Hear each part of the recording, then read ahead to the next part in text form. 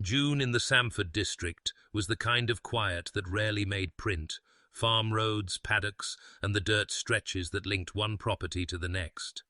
Cedar Creek sat out on the edge of that routine, a farming pocket where neighbours knew each other by the sound of a sulky and by who kept a horse in which paddock. Even the place names in the testimony read like directions: Cedar Creek, Samford, and the Cedar Creek-Samford Road, which residents used as a main line between homes and the school ground. In the record, Ivy Alexandra Mitchell belongs to that landscape, a farmer's daughter, 11 years old, living with her family at Cedar Creek, Samford. Sunday, 8th of June, 1913, begins in ordinary motion. Between 9 and 10 in the morning, Ivy's father, James Alexander Mitchell, left home in a sulky with his wife and Ivy beside them. The plan, as he later told the court, was practical and familiar: errands and visiting among farms. They travelled to a nearby property, and on the way they took Ivy to the residence of Mr. Frisch. The adults continued on to Mr. Lawson's farm, about 3.5 miles away, arriving around 10 o'clock. Nothing in that schedule hinted at danger. It reads like the straight line of a rural day: drop a child with neighbours, complete the visit, return before evening. By the time the Mitchells reached home again, about 5:30 in the afternoon, Ivy had not come back ahead of them. Tea was taken, and then the first small adjustment to routine. Ivy's 17-year-old brother James was sent along the Cedar Creek-Samford Road to look for her. 20 minutes later, their father followed. He would describe what any parent in that district would understand: walking the familiar road, listening for footsteps, scanning the fence lines and bends, expecting to meet a child who had simply lingered too long. The expectation was simple: she would appear in the Anturn's reach and the day would close the way it always did. But the road did not deliver her back. Ivy Mitchell did not return. Welcome to Brief Ledger. If you value carefully documented historical cases, subscribe to the channel and like this video before we dive deep into the case of Ivy Mitchell. Night fell quickly on the Cedar Creek-Samford Road, and with it, the assumption that Ivy was simply delayed began to collapse into something else. By about 9 o'clock, James Alexander Mitchell and the first group of searchers were back at the house with the same fact still standing in the doorway: Ivy had not returned. More lanterns were gathered. The search widened beyond immediate family, as it often did in rural districts, where distance made neighbours the first responders. Mitchell, his daughter Minnie, and his son James went out again and called at Mr. Webber's, and William and August Webber joined them on the road toward Parker School. Along the way, the search stopped being guesswork and became tracking. Mitchell would later describe noticing the small prints of bare feet along the road, signs that seemed to point back toward the places Ivy would have walked. Near the school, another detail appeared beside those smaller tracks: the print of a man's blucher boot, impressed close to the road in a rut. The group lingered at that edge, reading the ground the way country people did, by direction, overlap, and where the marks left the hard-packed road for scrub. Ivy's tracks, the witnesses said, angled toward the line of thicker growth. The boot track was close by. At that point, the search moved off the road and into the bushland near the school. It was not a long, dramatic sweep across miles of country. The record makes it plain and brief. Mitchell and the Webbers entered the scrub where the tracks led, and within minutes they found her. The newspapers described Ivy Mitchell's body as lying in the undergrowth, not far from the Cedar Creek Road, opposite the school, close enough that the place could be fixed precisely in testimony, but hidden enough that she was not visible from the road at night. Word travelled fast in Samford after that, fast enough that the story read the press as a tragedy, with the district name attached to it like a stamp. In the earliest reporting, the language is blunt and procedural: a child missing, a search, a body found, and then the inevitable handover to police. The finding of the body turned the road and the school ground into a scene, and the people who had been calling Ivy's name with lanterns now had to call the authorities instead. By the time police attention fixed on Cedar Creek, the question had already narrowed from where is she to who was on that road. Police began searching for a suspect. By the time daylight returned to Cedar Creek, the investigation had shifted from lantern search to police work, measured steps, photographed ground, and the careful collection of items that could be carried into court. Detectives from Brisbane arrived and began working the scene near the school and the road where Ivy Mitchell's tracks had ended. In the early testimony that followed, the details that mattered were not rumours, but objects, footprints, boot marks, and what a man carried with him that Sunday. In the record, Ernest Austin enters not as a legend, but as a name spoken to police and repeated back under oath. When detectives approached him at a farm property in the district, he gave his name as Ernest Austin and answered questions about where he had been the previous afternoon, saying he had been at Samford and that he knew the state school on Cedar Creek Road, and that he had passed it on horseback. He denied knowing a little girl named Ivy Mitchell. When informed she had been found murdered, the detective told the court. Austin made no reply. The work of tying a suspect to a place did not rely on one dramatic moment. It relied on comparisons, what the ground showed, and what the suspect said he wore. In court, police described receiving and examining items linked to Austin: boots, a pocket knife, clothing, a saddle, and a piece of stick. The government analyst, Dr. John Harris, testified that he examined those articles and found human bloodstains on multiple items, including the saddle, one boot, the shirt, trousers, cap, the pocket knife, and the stick. The reporting is clinical but unmistakable. These were the kinds of findings that turned a rural tragedy into a prosecutable case. Witnesses also placed Austin's movements and possessions into the same afternoon window. At one point on June 8th, a witness described him leaving on horseback with what was identified in court as a whip handle and a piece of leather, and another witness described him with a riding stick, even recounting him cutting a piece from it with a knife at the Samford Hotel before riding away in the direction of the school. By mid-June, Austin was no longer simply a man questioned on a farm road. He was in custody, on remand, and the case was now being built in open court, witness by witness, item by item. Ernest Austin appeared before the Central Police Court. In Brisbane, the case stopped being something people whispered about on the Cedar Creek Samford Road and became something read aloud in a courtroom. On the 1st of July 1913, reported the next day, Ernest Austin, already on remand, was brought into the Central Police Court and formally held on the charge: the willful murder of Ivy Alexandra Mitchell at Cedar Creek, Samford, on the 8th of June. Lieutenant Colonel R.A. Moore sat as police magistrate, and Sub-Inspector Geraghty conducted the prosecution. What followed was not argument or theory. It was a methodical laying out of a day's movements and physical objects, the kind of evidence meant to survive cross-examination. A key witness, Alice Byers, told the court the defendant had been in her husband's employ for about 7 weeks, and that on 8th of June he came to her place on horseback, stayed for dinner, and later rode away. She identified the clothing produced in court as what he was wearing, and also identified a whip handle and a piece of leather she said he had in his hands as he left. Then the court heard from members of the Mitchell family and nearby children whose small observations fixed the afternoon in place. James Walter Mitchell, Ivy's brother, corroborated the search and the finding of footprints and boot tracks on Cedar Creek Road. Another child witness, Evelyn Smith, described seeing Ivy with another girl gathering flowers, then watching Ivy step out and go down the road toward the school alone, waving her hand as she left. Other witnesses anchored the accused's route to the same landmarks: the school track, the Samford Hotel veranda, the riding stick, and the piece cut from it, details that mattered because they were repeatable, testable, and tied to time. The press coverage didn't portray a dramatic performance from the dock, just a defendant in custody as the prosecution finished calling witnesses. In an earlier sitting, reporting noted an outburst during questioning and that he was promptly removed back to the dock. By the end of the day, the prosecution closed. Austin reserved his defense, and the magistrate's decision was procedural, not rhetorical. He was committed for trial at the Supreme Court criminal sittings, scheduled to begin 18th of August. In late August 1913, the case moved to the Supreme Court in Brisbane, where it would be tried before a judge and jury rather than summarised before a magistrate.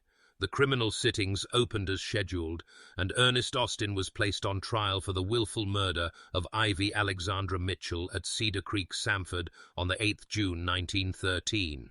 The proceedings were reported across Queensland papers, each repeating the same formal outline.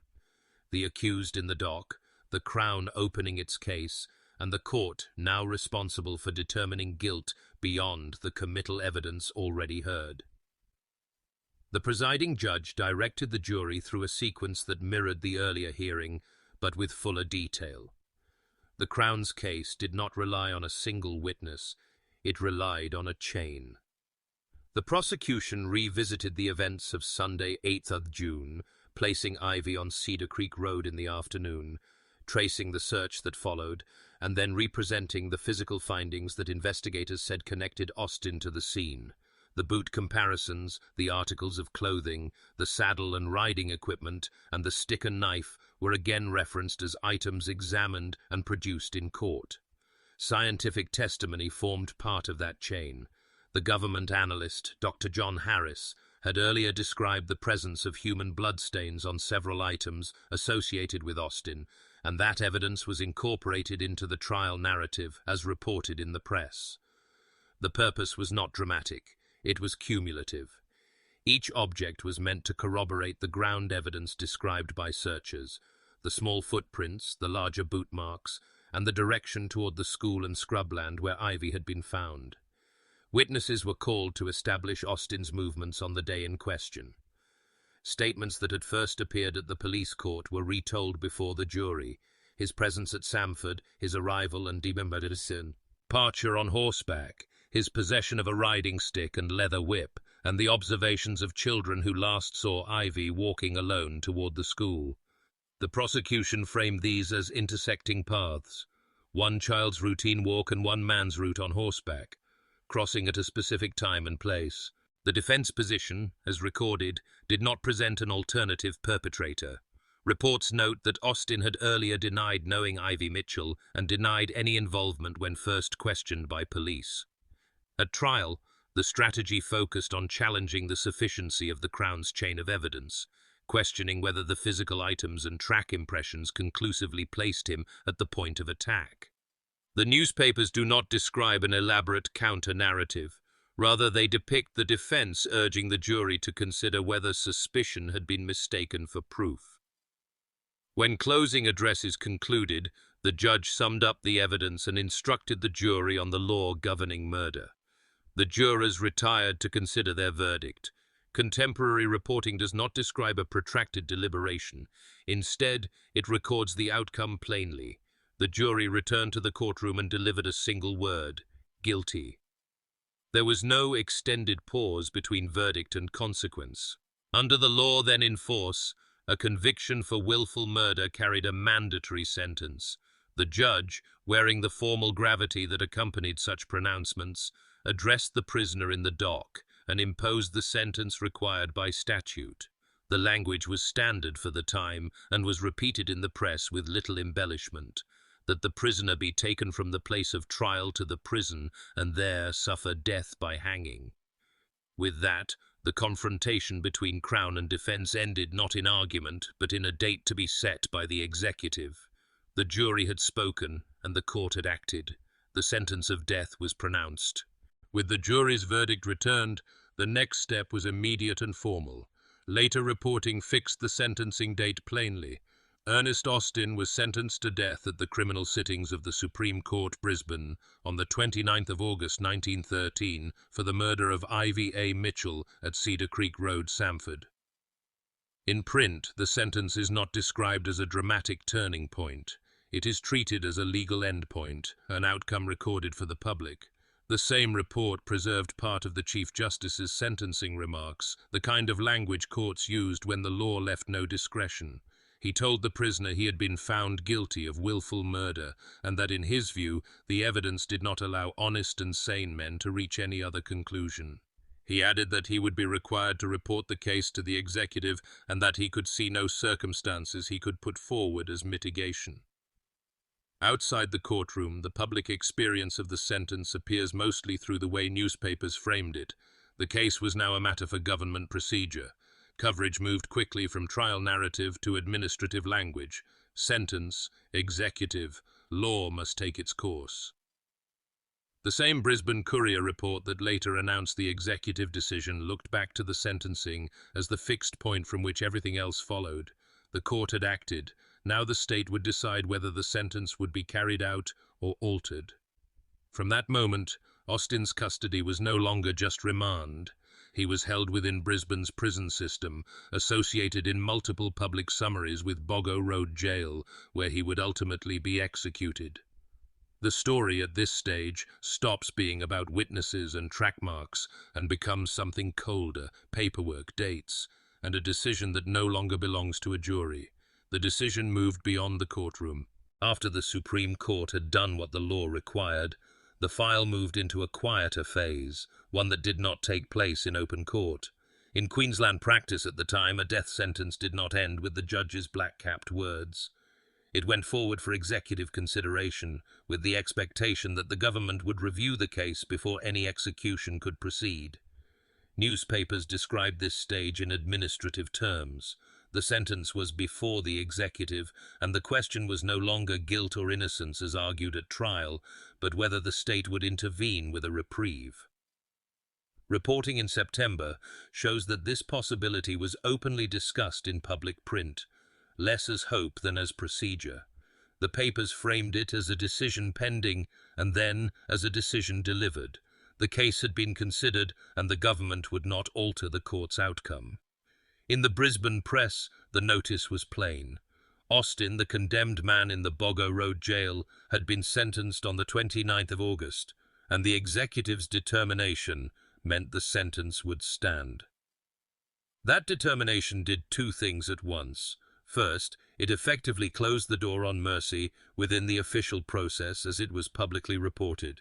No reprieve granted, no reduction recorded in the press coverage that followed. Second, it allowed the final logistical step, fixing the date and proceeding under prison authority and government sanction. The papers then moved from consideration to arrangements, and the language sharpened into certainty. The execution was scheduled for Monday, 22nd of September 1913, at Bogo Road. In the public record as it survives in print, this is also the moment where the story becomes almost entirely institutional. There is no new evidence being tested, no further courtroom scene to narrate, and no successful appeal described in the contemporary reporting that follows. What remains is the state's final confirmation that the law would take its course. The date was set. By September 1913, the place holding Ernest Austin was not described in the press as a mystery or a symbol. It was simply Bogo Road Jail, Brisbane's principal prison complex, operating on that site since 1883, built to confine and process the state's prisoners, and in that era to carry out executions. Official heritage history places the prison's operation beginning with the men's prison opening in 1883, later expanding with additional divisions and buildings as Brisbane grew. Public historical descriptions of Bogo Road emphasize its physical presence, a stark, enclosed compound, heavy masonry and controlled movement, an institution designed around custody, separation and routine. Later historical summaries note it was known officially as Brisbane Prison and used heavily as a holding jail for remand and shorter sentences, with an early notoriety tied to its role as a place of execution. Austin's time there, as the public record presents it, is not filled with private detail. It is defined by status: condemned, held while the sentence moved through executive review, and then held again once the decision came back unchanged. Queensland State Archives' public write-up states plainly that Austin was held in Bogo Road Jail during his trial, and the contemporary execution report locates him within the prison's daily geography: a cell, a quadrangle, and the short walk to the south wing where the gallows stood. On the morning the sentence was to be carried out, the newspaper account shifts into a controlled sequence of official actions. Warders took up their stations on the gallows shortly before the appointed hour. Austin was then escorted from his cell across the quadrangle. The report notes he was preceded by Major Wilton of the Salvation Army, who was reciting a burial service, and that at the drop he shook hands with his spiritual advisor. In the language of the Tigam, Ima, this was part of the ritual. Religious attendants, prison officers in position, and the condemned man moved along a fixed route that removed improvisation from the moment. Nothing in the record suggests delay or disruption. The preparations were complete, the staff were in place, and the prison's internal routine narrowed to a single timetable. On Monday morning, 22nd of September 1913, the case reached the point the law had been moving towards since the Supreme Court verdict. The sentence was carried out at Bogo Road Jail, Brisbane. Contemporary reporting fixed the time plainly. Austin was executed at 8 a.m. for the murder of Ivy Alexandra Mitchell. The newspapers described the execution not as a public spectacle, but as a controlled prison procedure with named officials present to witness and certify it. The Brisbane Courier listed those in attendance: Captain Pearson, Superintendent of the prison; W.H. Carvosso, Under-Sheriff; Dr. S.B. Dodds, Government Medical Officer; and J. MacDonald, J.P., Visiting Justice, along with Austin's Salvation Army advisor, Major Wilson. A separate telegraphed report, published the next day in North Queensland, traced the same final sequence inside the jail. Shortly before the appointed hour, warders took their places at the gallows. Austin was escorted from his cell across the quadrangle to the south wing, preceded by a Salvation Army officer reciting the burial service. The method recorded was hanging, carried out by the prison executioner. The reports described the formal warning given to the condemned man. He was told he was about to die and invited to speak if he wished. Both accounts preserve a short final statement attributed to him, including the line, "I highly deserve this punishment." In the language of the time, the remainder is written as procedure: the white cap, the signal, and then the tolling of the prison bell. The telegraphed report added that after 15 minutes, the body was lowered and placed in a rude shell, and then taken to the South Brisbane Cemetery for burial. After that morning, there were no more witnesses to call and no more arguments to hear. The courts had already concluded their part. Now the state's final act had been completed. The case was officially concluded. By September 1913, the place holding Ernest Austin was not described in the press as a mystery or a symbol.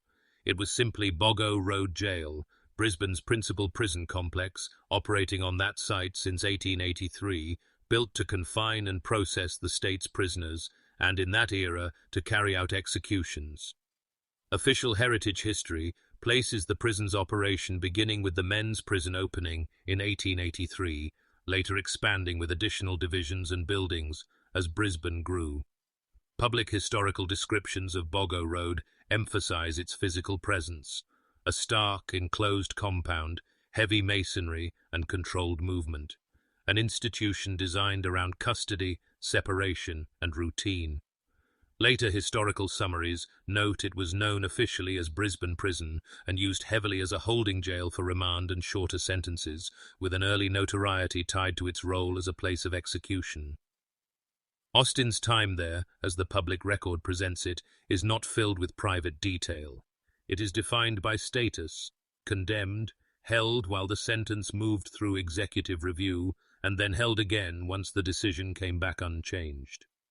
Queensland State Archives' public write-up states plainly that Austin was held in Bogo Road Jail during his trial, and the contemporary execution report locates him within the prison's daily geography: a cell, a quadrangle, and the short walk to the south wing where the gallows stood.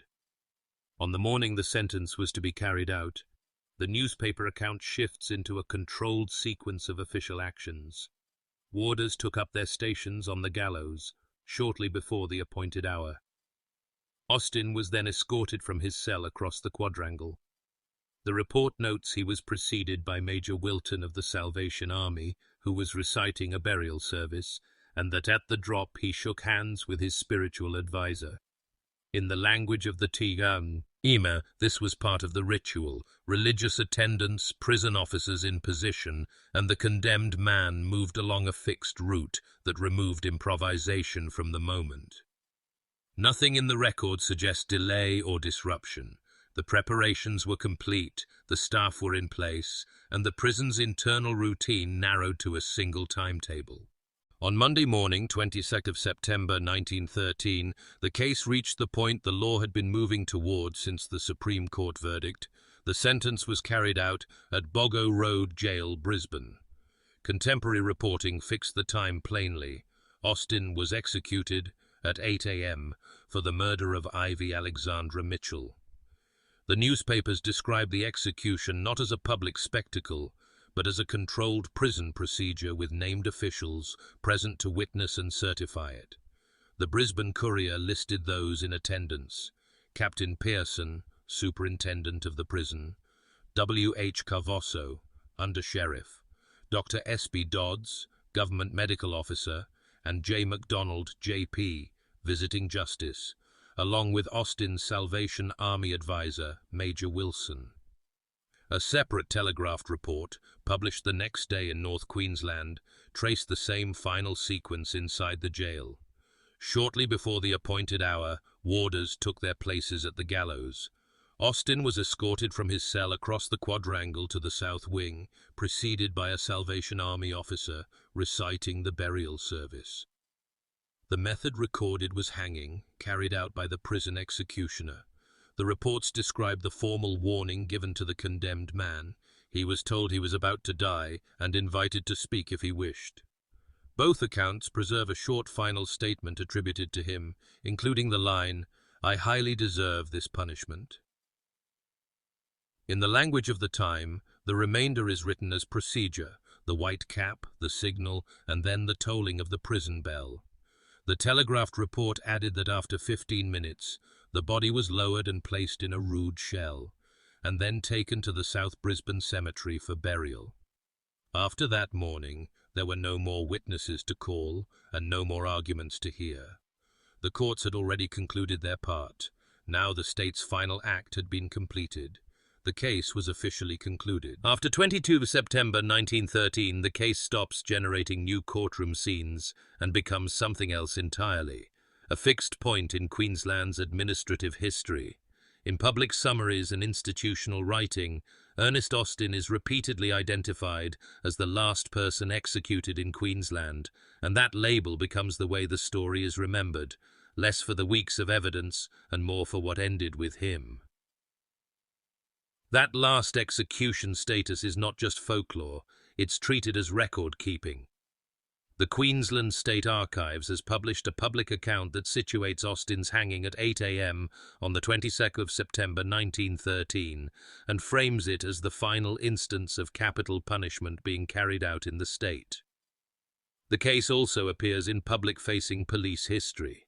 A Queensland Police Museum piece produced for the 100th anniversary of the hanging reprints an excerpt from the Brisbane Courier and provides a chronology tying the murder, the charge and the execution together, positioning the event as part of Queensland's documented policing and justice past, rather than an unsourced tale. From there, the case is routinely pulled into broader discussions of capital punishment in Queensland because it offers a clean, dated endpoint, a named individual, a named prison, and a confirmed execution date.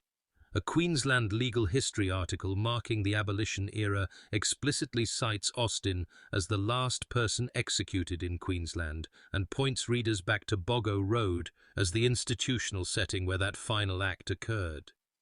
What survives most reliably and what your script can safely stand on is paper.